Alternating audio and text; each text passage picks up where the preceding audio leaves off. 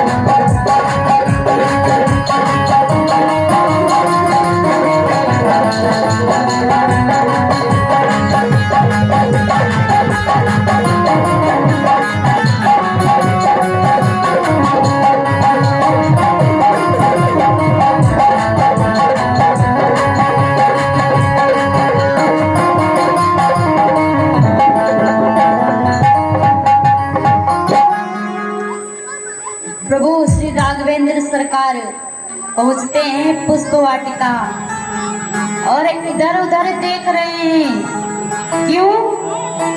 क्योंकि जब माली कोई दिखे उससे पूछे तब तो पुष्प तोड़े, बिना पूछे बगिया में प्रवेश नहीं करते हैं। और हम और आप क्या करते हैं? किसी के यदि दरवाजे पर द्वारे पर फूल लगे हैं, सुबह 4 बजे उठकर उसके द्वारे के सब फूल गायब, मतलब उसको पता नहीं चलना चाहिए कौन तोड़ कर ले गया। यहाँ राघवेंद्र सरकार माली की प्रतीक्षा कर रहे हैं कि माली आए, उससे पूछें तब तो बगिया में प्रवेश करें। माली आता है, अनुमति लेते हैं, लेकिन माली अंदर नहीं जाने दे रहा है। कहता क्या है माली कि श्री रघुनंदन जी सुनिए, हम बाग के भीतर जाने न देंगे। माली कह रहा है राघवेंद्र सरकार सुनिए, हम बाग के अंदर जाने नहीं देंगे। क्यों? कि जादू बड़े तुम जानत हो सो, जाने कटो ना आजू चले हैं। आई रही मिथिलेश की लाडली, हमके ही बात सो बात बनी है। पग के पड़े से उड़ गए पथरा, करके पड़े फिरवा उड़ी जई है। माली कह रहा है राघवेंद्र सरकार से कि सुनिए, जादू बड़े तुरे पवन माँ सो जाने का टोना आज चले। हमको पता है सरकार, आपके ये जो पैर हैं इनमें जादू है। अरे मात्र पैरों की धूल से पत्थर नारी बनकर उड़ गई, और यदि हमारा बाग उड़ गया, बाग तो पेड़ पौधों से लकड़ी से बना है, यदि ये उड़ गया तो जो मैया जानकी आ रही है, मिथिलेश की लाडली आ रही है, उनको हम क्या जवाब देंगे? क्या कहेंगे भाई उनसे? लक्ष्मण भैया बोले कि देखिए कथा मत सुनाइए, कोई उपाय हो तो बताइए ताकि हम अंदर प्रवेश कर सकें। देखिए कोई ना कोई तो उपाय होगा ही ना, जिससे कि हम फूल तोड़ सकें। माली कहता है देखिए विष को विष ही काट सकता है। सो हमारे जनकपुर का एक महामंत्र है, यदि आप चाहें तो वो महामंत्र पढ़कर आप अंदर प्रवेश कर सकते हैं। भैया लखनलाल बोले चलो ठीक है, बताओ महामंत्र कौन सा है? प्रभु कहते हैं कि देखो भैया, यदि तुमको इतना ही संदेह है कि हमारे पैरों की धूल से पत्थर उड़ गया था, तो ऐसा है पैरों से तो हम फूल तोड़ेंगे नहीं, हाथों से तोड़ेंगे। माली बोला देखो पैरों में जब इतना जादू है, हाथों में भी तो होगा। भगवान बोले यदि आपको ऐसा लगता है तो अभी पास में सरोवर है, हम हाथ जाकर धो आते हैं, बाद में फूल तोड़ लेंगे।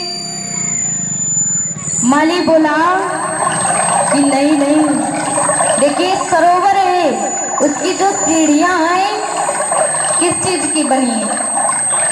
पत्थर की ही तो बनी है। और यदि आपके पैर रखते ही एक एक करके सारी सीढ़ी गायब हो गई तो हम क्या करेंगे भाई? हम क्या जवाब देंगे? कहते हैं कुछ नहीं हो सकता, अब तो एक ही उपाय है। कौन सा उपाय है? कहते हैं हमारे मिथिला का एक महामंत्र है, तो बोलिए और अंदर प्रवेश कर जाइए। कौन सा महामंत्र है? माली कहता है, माली बोलता है राघवेंद्र सरकार से कि एक ही महामंत्र है। बोल दीजिए सभी लोग, बोलिए किशोरी मैया की जय हो। माली कहता है बोलिए और अंदर प्रवेश कर जाइए। अब लक्ष्मण भैया ने तो तुरंत बोल दिया, बोलिए किशोरी मैया की जय हो। लक्ष्मण भैया ने तुरंत बोल दिया, अंदर जाने लगे। राघवेंद्र सरकार भी पीछे से जा रहे हैं। माली कहता है रुको रुको, दवाई जिसने खाई है ठीक भी तो वही होगा, इलाज भी तो, उपचार भी तो उसी का होगा। भैया लखन लाल ने जयकारा लगाया है, आप कहाँ जा रहे हैं? लखन लाल ने जयकारा लगाया है, सो वही अंदर जा सकते हैं, आप नहीं जा सकते। लक्ष्मण भैया कहते हैं अरे प्रभु काहे को इतनी देर कर रहे हो? अरे मन में तो रोज बोलते ही रहते हो, आज ऊपर से भी बोल दो। बार बार लक्ष्मण भैया जब बोलते हैं तब प्रभु श्री राम जी मैया जानकी का जयकारा लगाते हैं। बोले विदेहराज नंदिनी की जय हो जय हो। अरे जयकारा तो लगा दीजिए भैया। जय हो मतलब इसके लिए भी आप लोगों से बार बार बोलना पड़ेगा। देखिए कहते हैं यदि आपको किसी शुभ कार्य के लिए बार बार कहना पड़ रहा है तो आप जयकारा लगा भी रहे हैं, उसका भी आधा पुण्य हमें को मिल जाएगा। समझ लो भाई, हम बार बार आपसे बोल रहे हैं तब जाकर आप जयकारा लगा रहे हैं। आप लगा भी देंगे उसका भी आधा पुण्य हमको मिल जाएगा, समझ लो। इसलिए अपने मन से लगा दिया करो, अपने मन से लगाओगे तो पूरा फल पाओगे, और यदि हमारे बोलने के बाद लगाओगे तब तो भाई हमको आधा मिल ही रहा है, हम तो बार बार बोलेंगे लगाओ भाई जयकारा लगाओ। कहते हैं संत मिलन को जाइए तज ममता अभिमान, ज्यों ज्यों पग आगे बढ़ई कोटि ने यज्ञ समान। एक बार होता क्या है, एक गांव में एक संत जी आते हैं। अब गांव के बाहर दूर बैठे हैं कुटिया बनाकर, और कहते क्या है, सारे लोग भोजन लेकर जा रहे हैं, किसी के हाथ का भोजन नहीं किए। बोल रहे हैं जिसने 100 यज्ञ पूर्ण कर लिए होंगे वही हमको भोजन करा सकता है, उसी के हाथ से हम भोजन करेंगे, बाकी किसी के हाथ से भोजन नहीं करेंगे। जिसने 100 यज्ञ पूर्ण कर लिए होंगे उसी के हाथ से भोजन करेंगे। अब सारे गांव में कोई भी ऐसा व्यक्ति नहीं मिला जिसने 100 यज्ञ कर लिए हों। इतने बुजुर्ग आदमी थे, किसी ने भी 100 यज्ञ नहीं किए थे। सारे परेशान हैं कि कैसे संत जी को भोजन कराया जाए। एक सज्जन जी के यहाँ उनकी बहू अभी अभी नवविवाहिता आई हुई थी, उस तक ये खबर पहुंची। रोज मानस का अध्ययन किया करती थी, रामचरितमानस पढ़ा करती थी, उस तक ये बात पहुंची। उसने बोला कि आप भोजन बनाइए, हम जाएंगे भोजन कराने संत जी को। सुंदर सा भोजन बनाया, थाली में निकाला, लेकर चली संत जी के पास पहुंची। संत जी ने देखा, देखते ही चकित रह गए। सारे गांव वाले चकित हैं कि बताओ इतने बुजुर्ग आदमी गांव में पड़े हैं, उन्होंने अभी तक 100 यज्ञ नहीं किए हैं। ये कल की आई बहू, इसने क्या 100 यज्ञ कर लिए होंगे, भोजन लेकर जा रहे हैं। संत जी ने पूछा कि तुम्हारे गांव में इतने बुजुर्ग आदमी हैं, किसी में इतनी हिम्मत नहीं हुई कि हम तक भोजन लेकर आ सके, क्या तुमने 100 यज्ञ कर लिए हैं, भोजन लेकर आई हो? वो महिला बोली कि गुरुदेव हमने 100 यज्ञ नहीं किए हैं, लेकिन हम रोज मानस का पाठ किया करते हैं, श्री रामचरित मानस पढ़ा करते हैं, और उसमें लिखा है, बाबा गोस्वामी जी ने उसमें लिखा है कि संत मिलन को जाइए तज धीरज ममता अभिमान, और ज्यों ज्यों पग आगे बढ़ई कोटि ने यज्ञ समान। जैसे जैसे संतों के पास जाइए आप उनसे मिलने के लिए, जितना आपके पग आगे बढ़ेंगे करोड़ों यज्ञों के समान है वो फल। यदि आप कथा तक चल कर आते हैं समझ लीजिए करोड़ों यज्ञ के बराबर है वो। संत जी बड़े प्रसन्न हुए, उसके हाथ से भोजन ग्रहण किया।